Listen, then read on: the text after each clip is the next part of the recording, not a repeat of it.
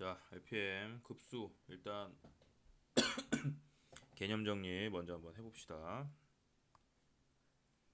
급수 정의 먼저 봅시다. 급수의 정의는 뭐냐면 어떤 수열 AN이 있을 때 요 수열을 첫 번째 항부터 n번째 항까지 더한 거를 우리가 수열의 합이라고 하고 앞에서 배웠고, 급수는 그럼 뭐냐면 무한 번째까지 더하는 거야.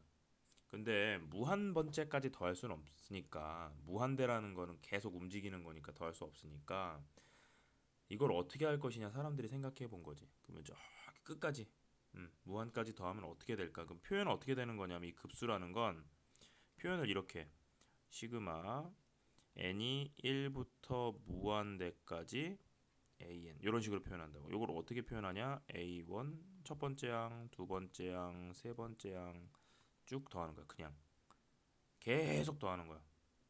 됐죠? 그런데 이게 인간은 무한대까지 더하는, 그러니까 무한대라는 개념을 알 수가 없어. 계속 움직이고 있으니까 따라갈 수가 없다고.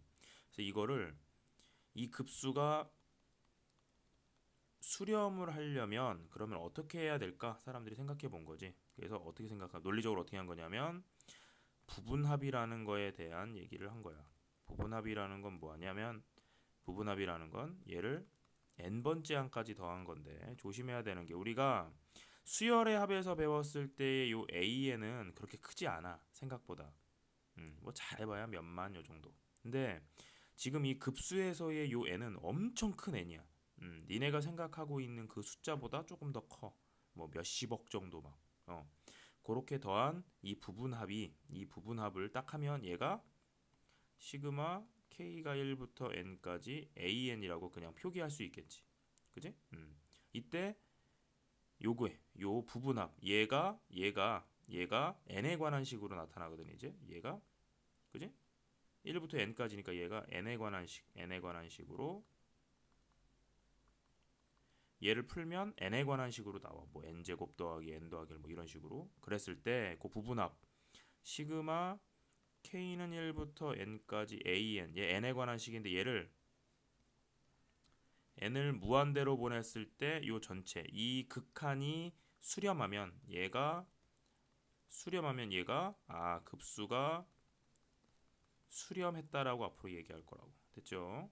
그래서 급수가 수렴한다는 얘기는 부분합의 극한이 수렴한다는 거야. 부분합의 극한이 수렴한다는 거야. 다시 말하면 요 부분합의 요 n번째 합까지 합, 요게 n에 관한 식으로 나타나고, 걔를 극한을 봤을 때 걔가 수렴하면 전체 급수가 수렴한다.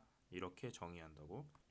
그래서 표현이 중요한 게, 급수는 시그마 n이 1부터 무한대까지 an, 무한 번째까지 더한 게, 이 상태로는 계산이 좀 어려워. 그래서 보통은 공식 몇 개를 제외하고 전부 리미트 n이 무한대로 갈 때 시그마 k는 1부터 n까지 a k지. k지 k. 여기도 k지. 아이고, a k. AK 이렇게 고쳐서, 먼저 스타트는 얘를 n에 관한 식으로 고친다고 일단. 그래서 걔의 극한을 본다고. 그래서 수렴하는지 확인한다. 요 정도. 됐죠? 요게 급수고. 두 번째. 그럼 급수들 중에 앞에 수열 때도 수열의 극한에서도 등비 수열의 극한은 따로 했었다고. 지금도 마찬가지야. 등비 급수는 따로 해.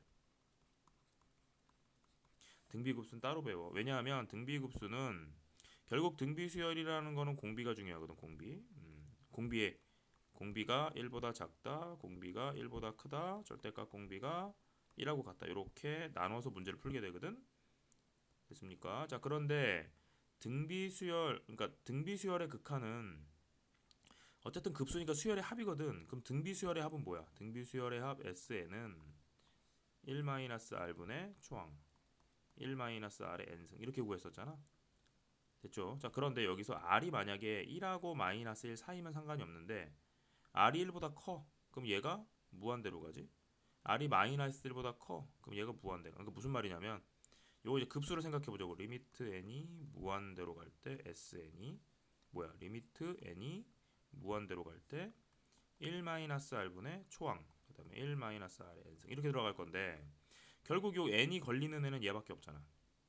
그러니까 얘만 생각하면 돼. 근데 얘가 1하고 -1 사이일 때는 얘가 만약에 첫 번째 r이 1하고 -1 사이일 때 얘 0이야. 그죠? 그럼 얘가 0이면 전체가 값이 어떻게 되냐면 그때 등비급수는 등비급수 그냥 이렇게 써도 돼. n이 1부터 무한대까지 an은 물론 등비수열이지. 얘는 1-r분의 초항 그냥 이렇게 돼버려. 얘가 0 돼버리니까. 두 번째는 r이 이번엔 1보다 커. 그럼 r1보다 크다는 건 얘가 r1보다 크면 진동하고 -1보다 작아도 진동해버려. r의 n승. 그러니까 2의 n승이나 뭐 -2의 n승 이런 식으로 되니까 그럼 수렴하지가 않아. 이때 발사냐 발사. 됐죠? 세 번째 r이 1이면 분모 0 돼버리지? 그러니까 정의 되지 않아. r이 -1이면 얘 또 진동해버리죠. -1의 n승은 -1의 n승은 진동이야. 그러니까 전체가 진동해버리니까 이때도 발산. 그래서 등비수열의 극한이 수렴할 조건은 r이 공비가 1하고 -1 사이여야 되고 그럴 때 1-r분의 초항 그냥 이렇게 간단하게 계산이 된다. 여기까지가 이제 간략한 개념 정리고 요거 조심해야 되는 게 등비급수하고 등비수열의 극한. 등비수열의 극한이 수렴하려면 그때 r은 1보다 작거나 같고 -1보다 컸거든. 요거랑 차이가 있어. 어느 부분이야? 요 부분. 등호가 들어간다 안 들어간다 요 차이가 있어. 이거 조심해야 돼. 자 그러면 본격적으로 문제 한번 풀어봅시다.